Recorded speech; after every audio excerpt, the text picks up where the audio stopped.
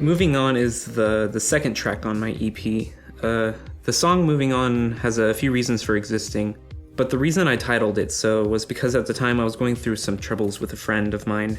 It was really difficult to let go of them, and it was a painful process in getting over that friendship. So the song is somewhat of a score to that story of that part of my life. But in the end, while there is still some pain from the past situation, I was able to finally, quote-unquote, move on in a bittersweet way. This song is quite a beast. At the bare minimum, this song has over 150 hours of work put into it, not counting my endless amounts of demo analysis on car and bus rides. Spent a lot of time just reviewing it, making sure everything sounded good into my ears. There's so much that I did with this song. Endless amounts of channel effects, automation, side chaining, instruments, and arrangements and progressions, that it's nearly impossible for me to go over everything I did without making an hour-long podcast or some ridiculous amount of time. So I apologize if there was something that you were curious about that I didn't go over. This song started out very minimalistic. I stumbled upon a song from deadmau5 and Cascade's collaboration called I Remember. It starts out with this very bassy kick and this clap snare-like sound, and all you can hear is white noise at first, pulsing because of the sidechain from the kick. But then the chord progression comes in, and it's so smooth and trancey. I enjoyed listening to it to zone out or to just do my homework. I was really into this song somehow. Despite the same chord progression being repeated over and over, they managed to keep the song very interesting. I was very inspired by the style that deadmau5 had, and I wanted to create my own trance song because of that.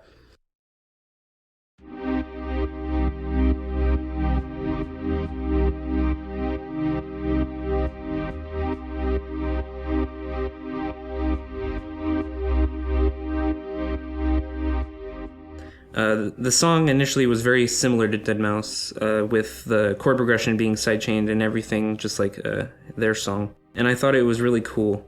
Though after I got that far, I couldn't help but think of what kind of melodies could be put into the song.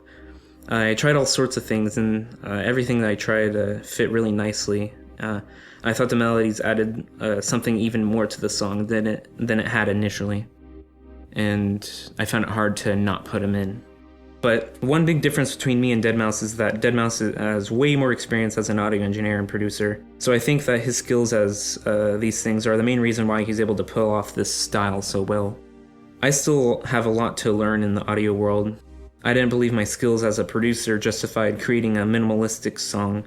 I figured that my skills would be best used by showcasing my compositional skills over my producing ones. So I like to think of this song as a breed of deadmau5 in my ideas, as if it was a one-way collaboration of some sort. I had a hard time not adding part after part to the song because my head was rushing with ideas that I thought were perfect for the song.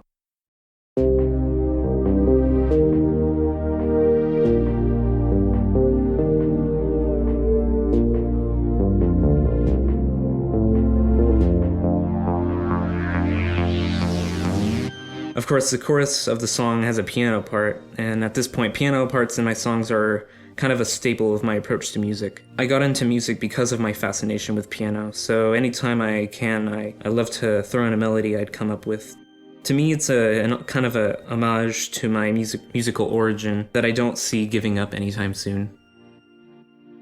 This song is also around the time when I started band, and when we played concert pieces, I was exposed to all the details and sections playing all these parts to come up with one musically challenging experience, and I was really inspired by that as well.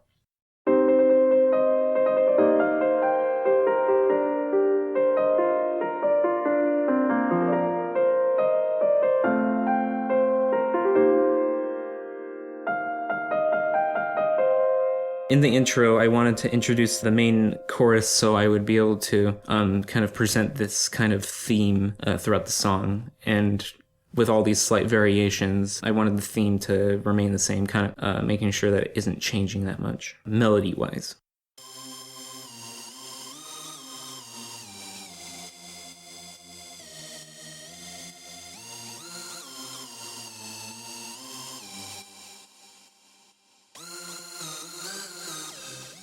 So going into Moving On, I had a lot of influence to the idea of assigning a part to an imaginary instrument in an orchestra. I imagined the high synth melody to be a synthetic representation of what a flute or a piccolo might have if an actual orchestra were to play the parts I scored. I'm a bit fond of the use of distortion to add some impacts to the sounds I use. It makes it sound really cool to me, so I made a sine wave-based synth and added some distortion to make it sound harsher and grittier.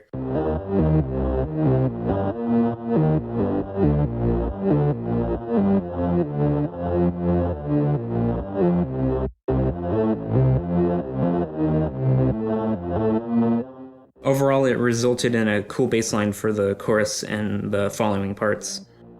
I think of this sound as the part that a tuba would be playing.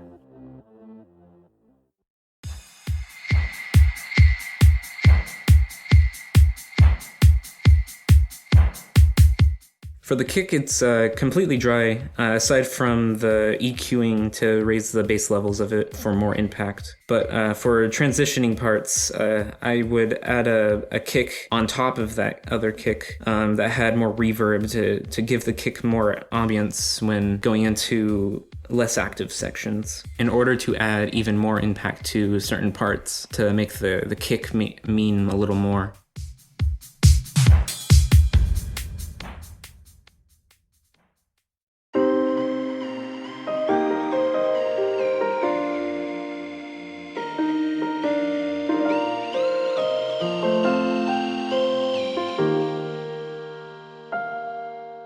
Right after this little part with the piano where it was just the piano by itself, kind of nothing else really going on except for the synth. But after that, I kind of wanted a sudden shift into something like it was kind of like soaring up into something. So I thought of the piano as less pessimistic.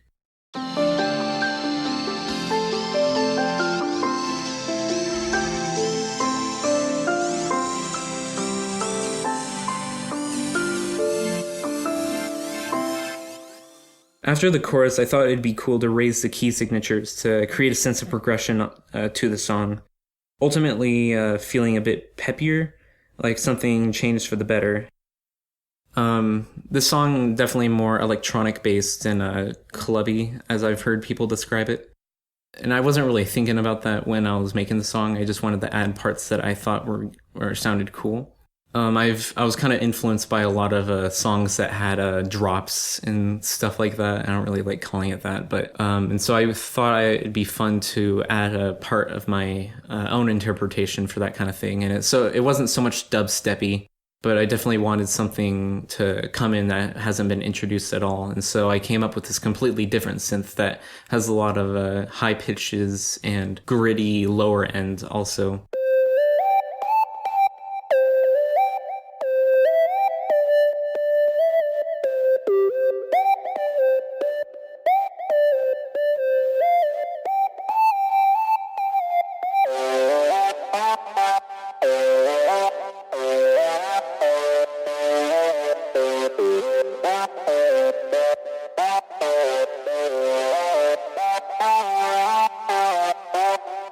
I thought it was a lot of fun to add to it because it wasn't necessarily surprising, I would say, but it kind of added a whole new element into it, much like what it was like for me to get over that old friendship.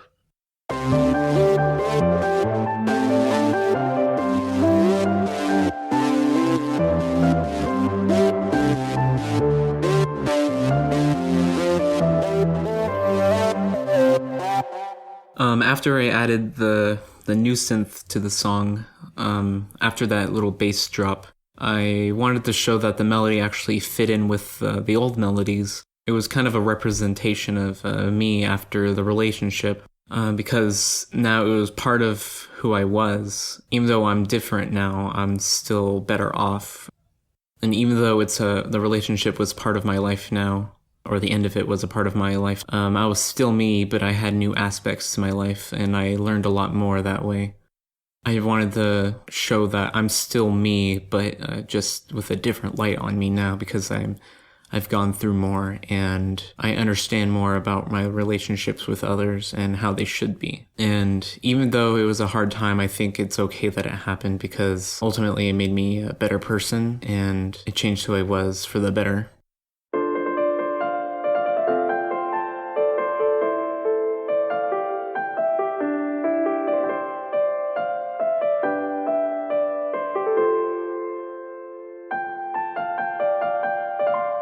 For the outro, I wanted to bring back the chorus again, but much like my other songs, I wanted to add a different twist to them so that they would sound fresh. Even though the song doesn't really repeat itself too much, so there's a lot of themes and ideas that were played on throughout the whole time. And so I wanted to continue that theme, but add the finale version of it so that it felt more resolved. I like to make sure that things feel resolved after you experience them. That's kind of just me, so I just reflect that through my music by making sure that you're not left kind of waiting for something else, like something's missing. And so one last thing I tried to experiment with was changing the pitch of the whole song, not having to edit the notes themselves, but rather the whole pitch of the song. So towards the end, after the last piano note is played, I wanted to affect everything by kind of having it raise and slide up to the highest pitch it could be, and then kind of just slightly falling. Kind of like it's just kind of drifting off and dissipating.